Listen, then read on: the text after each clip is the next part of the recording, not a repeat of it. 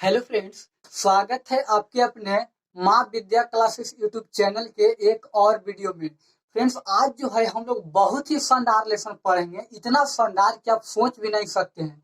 उन विद्यार्थियों के लिए बहुत ही महत्वपूर्ण लेसन है जो इंग्लिश से जिनको डर लगता है। यकीन मानिए, अगर आपको इंग्लिश से डर लगता है तो आज मैं आपको इस तरह से पढ़ाऊंगा, इतना बेहतरीन ढंग से पढ़ाऊंगा कि आप पूरे यूट्यूब पर कहीं भी खोज लीजिएगा, इतना बेहतरीन ढंग से आपको कोई नहीं पढ़ाएगा। देखिएगा, और आज जो है आप वीडियो को लास्ट तक होने के बाद आप खुद कमेंट में जरूर लिखिएगा कि सच में सर आप जो है बहुत बेहतरीन ढंग से पढ़ाएं, हमको माइंड में जो है छप गया। यकीन मानिएगा, अगर आपको यह वीडियो समझ में नहीं आएगा, पसंद नहीं आएगा, तो वीडियो को डिसलाइक करके चैनल को अनसब्सक्राइब कर दीजिएगा। मैं आपको गारंटी देता हूं कि अगर आपको यह समझ में नहीं आया तो आप जो वीडियो को डिसलाइक जरूर करिएगा। क्लियर? लेकिन फिलहाल देखिए, अगर आपको ना आएगा तो करेगा। क्लियर? देखिएगा, और अगर आपको समझ में आया तो शेयर भी जरूर करेगा। क्लियर? देखिए, सबसे पहले जो है हम लोग क्लास 12th में जो है, क्लास 12th में इंग्लिश का पोइट्री सेक्शन का जो है आज हम लोग 10वां लेसन पढ़ रहे हैं। केवां लेसन? 10वां लेसन। क्लियर? और ये जो लेसन है जिनका नाम है माई ग्रैंड मदर हाउस। क्या नाम है? My grand mother house. इनके राइटर हैं कमला दास। राइटर कौन है? कमला दास। क्लियर? देखिए, एक्चुअल में क्या है कि 3 लेसन हम रोक चुके हैं। क्लियर? इसलिए रोके हैं क्योंकि वह जो है बहुत ही लंबा लेसन है। क्लियर? और आप जो है दिख रहे हैं बहुत छोटा बोर्ड है, जिसके कारण जो है इस पर नहीं अट रहा है। ठीक है? तो मैं सोच रहा हूँ जितना भी छोटा छोटा कविता वाला पार्ट है उसे मैं पढ़ाकर आपको समाप्त कर देता हूँ, उसके बाद जो है वो लंबा लेसन को हम लोग पढ़ेंगे। समझ में आ गया? देखिएगा, और आज जो है हम लोग क्लास 12th का लास्ट लेसन कविता का जो है, ये लास्ट ही लेसन है, उसके बाद जो है हम लोग लंबे वाले कविता में एंट्री करेंगे। क्लियर? जिनके राइटर हैं माई ग्रैंड मदर हाउस के राइटर हैं कमला दास। कौन राइटर हैं? कमला दास। क्लियर? यहाँ से जो है बहुत ही ऑब्जेक्टिव पूछा जाता है, आप इसे ध्यान से पढ़िएगा। क्लियर? देखिए, यह जो है कमला दास का जन्म हुआ था। सबसे पहले हम यह जो कविता को पढ़ने से पहले ना, ये जो राइटर के इंट्रोडक्शन जानना बेहद जरूरी होता है।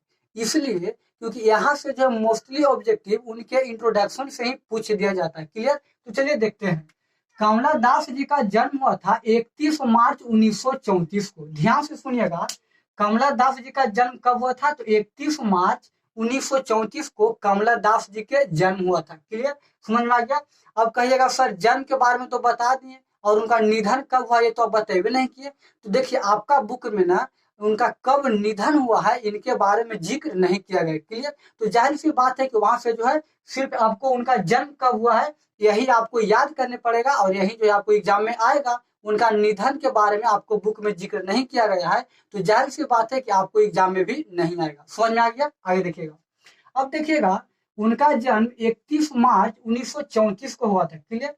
और उनका ऑटोबायोग्राफिकल पब्लिश्ड, देखिएगा उनके जो है ऑटोबायोग्राफी का अर्थ होता है आत्मकथा। क्या होता है? आत्मकथा। अब कहिएगा सर आत्मकथा क्या होता है? तो सुनिएगा बहुत ही आसान भाषा में। आत्मकथा यह होता है, मान लीजिए कि हमारे साथ जो कुछ घटना घटा है और उस घटना घटा है उसके बारे में जो है हम लिख कर जो है प्रकाशित किए, उसी को हम लोग क्या बोलते हैं? आत्मकथा। मैं अपने आत्मा से घटित अति के बारे में लिख रहे हैं। क्लियर? उसे हम लोग क्या बोलते हैं? ऑटोबायोग्राफी या आत्मकथा, जिसे हम हिंदी में बोलते हैं। समझ में आ गया? और यह देखिए, कमला दास जो जो आत्मकथा लिखे हैं, दैट मीन्स ऑटोबायोग्राफी लिखे हैं, उनका जो प्रकाशित हुआ था 1976 में। कब प्रकाशित हुआ था? 1976 में। समझ में आ गया? आगे देखिएगा, लास्ट तक बने रहिएगा। यकीन मानिए, नहीं समझ में आएगा, नहीं अगर आपको समझ में आएगा तो अब जे कहिएगा से। क्लियर? देखिएगा, उनका जो है नोबेल प्राइज मिला था लिटरेचर के लिए। किस चीज के लिए? तो लिटरेचर, दैट मीन साहित्य के लिए जो है कमला दास जी को लिटरेचर के लिए जो है नोबेल प्राइज 1984 में मिला था। कब मिला था? तो 1984 में। क्लियर? आगे देखिएगा। अब जैसे कि आप देखिए, हम आपको इंग्लिश में जरूर, हिंदी में आपको जरूर पढ़ाए होंगे उनकी कृतियां दैट मीन्स क्या होता है? तो कृतियां का ही अर्थ होता है, मान लीजिए कोई राइटर है, उन्होंने जो लिखा है उन्हीं को हम कृतियां बोलते हैं। ठीक है? जैसे मैं हिंदी में मैं आपको पढ़ाऊं तो उनका कृतियां जो ये है ये है ये है। क्लियर? उसी प्रकार से जो है ये जो कमला दास है उनके द्वारा कुछ लिखा गया है, जैसे कि समर इन कोलकाता किसने लिखा है? तो कमला दास ने लिखा है। इसी प्रकार से जो है आपसे क्वेश्चन पूछेगा कि समर इन कोलकाता किसने लिखा है? तो कमला दास ने लिखा है। कब लिखा है? 1963 में। क्लियर? आगे देखिएगा, the old play house and other poem किनके द्वारा लिखा गया है? तो कमला दास जी के द्वारा लिखा गया है। क्लियर। अब कब लिखा गया है? तो 1937। अब कहिएगा आप, अब जो है एक बात आप जरूर कह सकते हैं कि सर इतना जो आप लिखे हैं इसको जो है आप अंडरलाइन नहीं किए हैं, दैट मीन्स इसको जो है आप नहीं घेरे हैं, बट इसको आप इतना क्यों घेरे हैं और इसको आप VVI भी लगा दिए हैं, अब 2 को भी ना लिख करके आप 4 को भी लिख दिए हैं। ऐसा इसलिए मैं किया हूँ कि यहाँ यहाँ से जो है उतना ऑब्जेक्टिव आता है बट उतना नहीं आता है, गिनल चुनल कभी कदार पूछता है, ठीक है। लेकिन अगर आप 2023 में एग्जाम दीजिएगा तो यह क्वेश्चन अगर नहीं आया तो आप चैनल को अनसब्सक्राइब करके वीडियो को डिसलाइक कर दीजिएगा। क्लियर। क्योंकि मैं आपको गारंटी देता हूं कि यह क्वेश्चन अगर नहीं आएगा ना तो आप कमेंट में जो है आप वीडियो को डिसलाइक कर दीजिएगा। देखिएगा, क्योंकि यस वाला जो है बार बार पूछा जाता है और अगर नहीं पूछेगा तो आप ये कहिएगा। देखिए यस वाला किनके द्वारा लिखा गया है? तो कमला दास जी के द्वारा। यही आप याद कर लीजिए, यकीन मानिए, समझिए कि आपका जो 1 नंबर मिल गया और वही यह वाला किनके द्वारा लिखा गया है? तो कमला दास जी के द्वारा। समझ में आ गया? कब लिखा गया है? तो 2001 में। फिर से सुनिएगा, यस वाला किनके द्वारा लिखा गया है? तो कमला दास जी के द्वारा। कब लिखा गया है? तो 2001 में। समझ में आ गया? अब देखिएगा, यह जो इंट्रोडक्शन था, कमला दास जी का इंट्रोडक्शन था, यहाँ से जो ऑब्जेक्टिव पूछ दिया जाता है। क्लियर। और अब देखिए हम लोग जो है बहुत ही आसान भाषा में एकदम मैं आपको अपनी भाषा में बताऊंगा, और अगर आपको अगर आपको इंग्लिश समझ में नहीं आता है तो घबराइए मत, बहुत ही शानदार तरीका से आज मैं आपको पढ़ाऊंगा। देखिएगा, सबसे पहली बात, ये जो माई ग्रैंड मदर हाउस, इनके राइटर कमला दास जी, ठीक है। और यह जो है एक दादी माँ के घर, उनके दादी माँ नहीं रहने पर इन्हें क्या क्या घटनाएं घटित होती है, उन्हें जो है क्या क्या घटना घटित होती है, इसके बारे में बहुत ही आसान तरीका से पढ़ेंगे। क्लियर। देखिएगा, कह रहे हैं there is a house now for away where once. ध्यान से सुनिएगा, देखिएगा, माइंड को कंसंट्रेट करके ध्यान से पढ़िए। There is a house now for away where once. एक घर है और वह घर जो है बहुत दूर है। कहाँ है? बहुत दूर है। और एक घर है और वह कहाँ? बहुत दूर है। और वेयर ओबांस, जहां हमने एक बार गया भी था, जहां हमने एक बार क्या किया था? गया भी था। फिर से सुनिएगा, फिर से देखिए, there is a house now for away where ओबांस। ये घर है और वह घर पे जहां हमने क्या किया था? एक बार गया भी था। कितने बार गया था? तो एक बार गया था। क्लियर। आगे देखिएगा, आई रिसीव्ड लव, और उस घर पे जाने के बाद हमने क्या प्राप्त किया?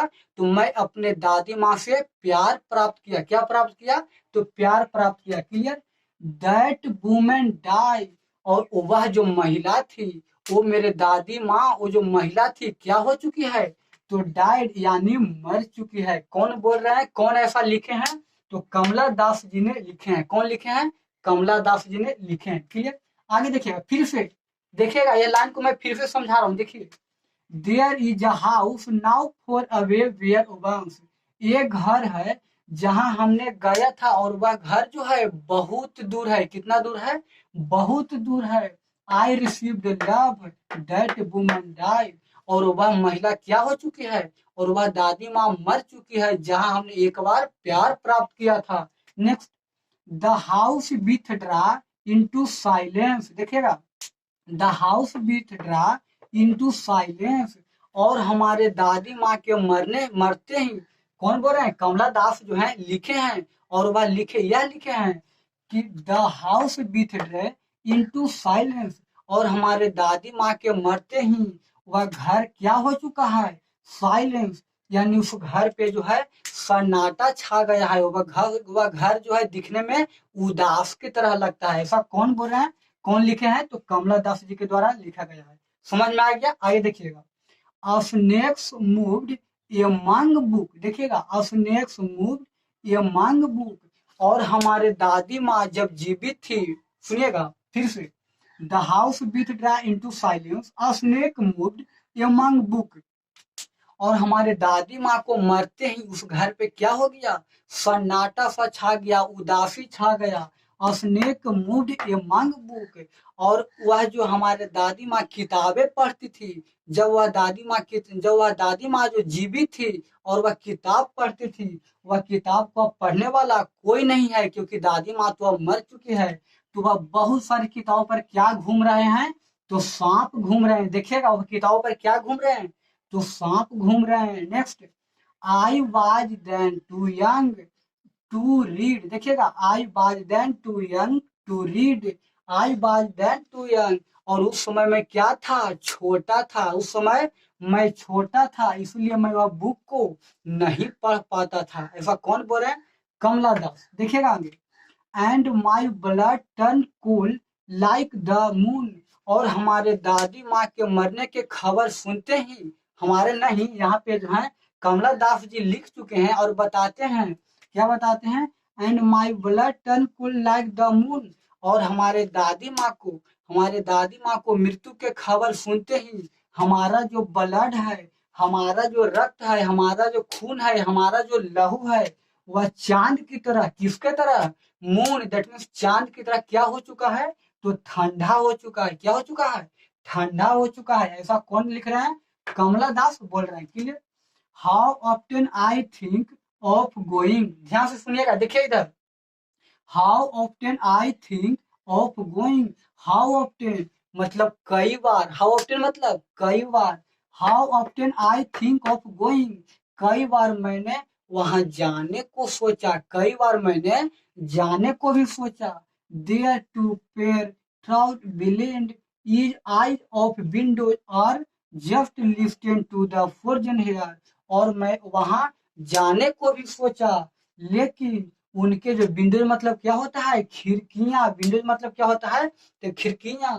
और वह खिड़कियां से मैंने वहां गया, तो वह खिड़कियां से जब हमने झांक के देखा अंदर की ओर, घर के अंदर की ओर जब हमने झांक के देखा, तो वह घर में जो है बहुत सा धूल कण भर चुका है, बहुत सा धूल कण भर चुका है। इसलिए भर चुका है क्योंकि उनके घर में जो है दादी माँ रहती थी। क्लियर। और वह दादी माँ जो है शहीद हो चुके हैं, मर चुके हैं, जिसके कारण जो है वह घर के कोई साफ सफाई नहीं कर रहे हैं, नहीं कोई करते हैं, जिसके कारण जो वह घर में क्या भर चुके हैं, तो धूल कण भर चुके हैं। और just listen to the frozen hair. और उस घर से जो ठंडी ठंडी हवाएं बह रही है, ठंडी ठंडी हवाएं बह रही है। नेक्स्ट देखिएगा, और in will despair pick an armful of darkness to bring it here to light. देखिएगा ध्यान से सुनिए, यहाँ पे बोल रहे हैं, और in will despair pick an armful of darkness to bring it here to light. Clear. वह विल, देखिए विल्ड डिस्पेयर मतलब होता है निराशी पूर्वक। क्या होता है, निराशी पूर्वक। क्लियर। देखिएगा इधर फिर से, विल्ड डिस्पेयर का अर्थ क्या होता है, निराशी पूर्वक। क्लियर। तो वही बोल रहे हैं, और in will despair pick an armful of darkness to bring it here to light. Clear.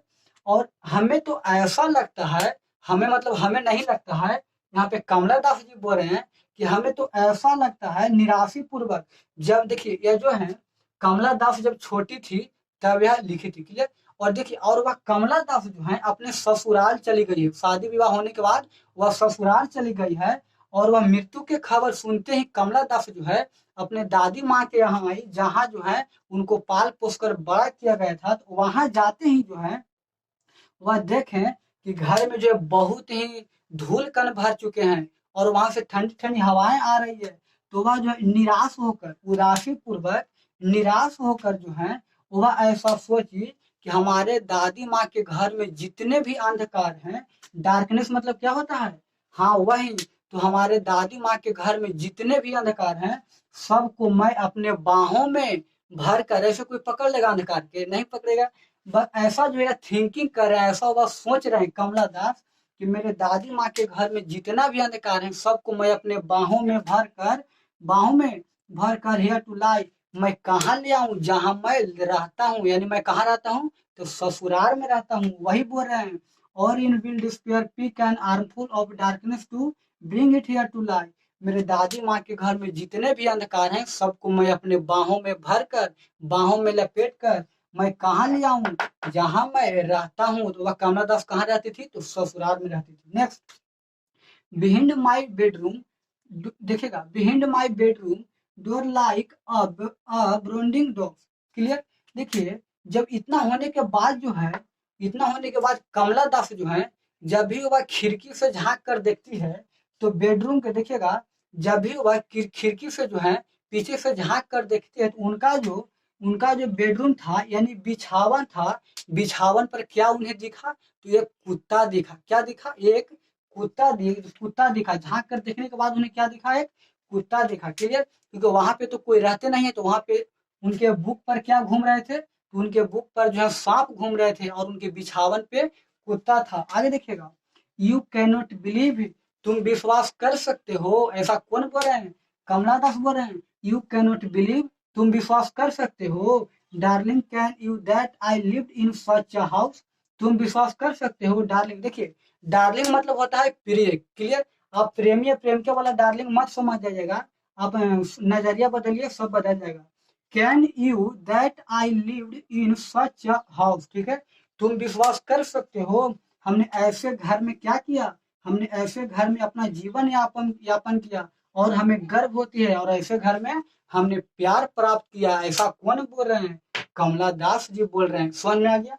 आगे देखिएगा, I who have lost my way, I who have lost, और ये सब सभी हमने क्या किया?